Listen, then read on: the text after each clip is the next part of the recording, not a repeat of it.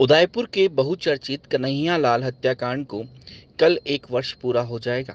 कन्हैया लाल की पहली पुण्यतिथि पर भारतीय जनता पार्टी के प्रदेशाध्यक्ष सीपी जोशी भी मंगलवार को कन्हैया के घर पहुंचे, जहां उन्होंने कन्हैया की पत्नी और उनके बच्चों से मुलाकात की।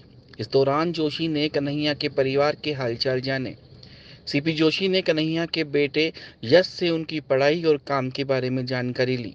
मुलाकात के बाद सीपी जोशी ने मीडिया से बातचीत करते हुए कहा कि 1 साल बाद भी कन्हैया के परिवार ने लोगों का यही कहना है कि हत्यारों को 1 साल बाद भी फांसी नहीं हुई। सीपी जोशी ने कहा कि सबसे बड़ी बात यह है कि जिस गली में हत्याकांड हुआ वहां आज भी सूनापन है। जोशी ने कहा कि लोगों में डर का साया है। इस हत्याकांड के गवाह डर के साए में हैं। सीपी जोशी ने कहा कि इस हत्याकांड के अंजाम देने वाले आरोपियों को भीम में जिन युवाओं ने पकड़ा, सरकार ने उनको लेकर अभी वादे पूरे नहीं किए हैं।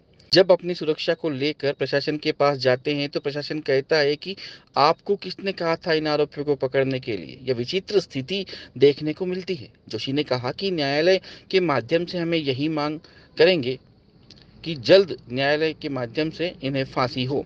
सीपी जोशी ने कहा कि जो डर अपराधियों में होना चाहिए वह गवाहों और आमजन में है।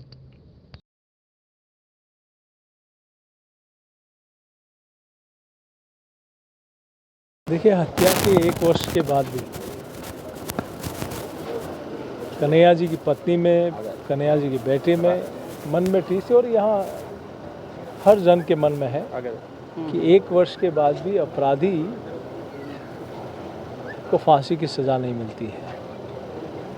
सबसे बड़ी बात है कि जिस गली में अपराध हुआ उस गली में आज भी सुनापन है, लोगों में डर का साया है, गवाहों को थ्रेड मिलती है वो डर के साये में है। जिन अपराधियों को, जिन युवा साथियों ने पकड़ा और पुलिस को सौंपा, उनको थ्रेड मिलती है, उनको चेतावनी मिलती है। वो जब प्रशासन के पास जाते हैं तो प्रशासन कहता है कि आपको किसने कहा पकड़ने के लिए। बड़ी विचित्र स्थिति है। इतने लंबे समय के बाद अब तो न्यायालय में हम तो मांग करेंगे कि जल्दी न्यायालय के माध्यम से ऐसे लोगों को शीघ्र ही फांसी की सज़ा हो, लेकिन कहीं कहीं ऐसे मामलों में जल्दी पुलिस कार्रवाई हो और चालान पेश हो ताकि इतना लंबा कालखंड नहीं लगे ऐसे अपराधियों को सज़ा मिलने में।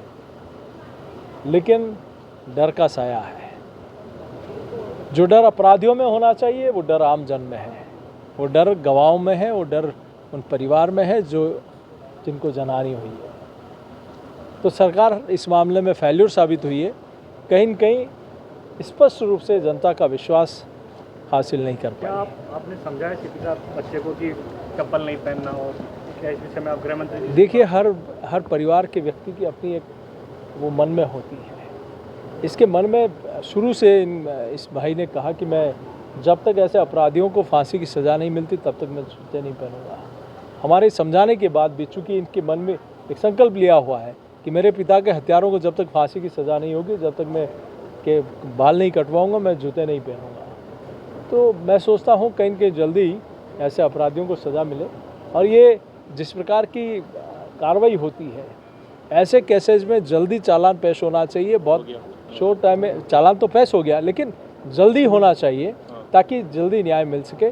क्योंकि जैसे प्रक्रिया होती है पुलिस प्रक्रिया, अब चालान पेश हो गया है तो जल्दी मुझे लगता है कि न्यायालय के माध्यम से इनको न्याय मिलेगा।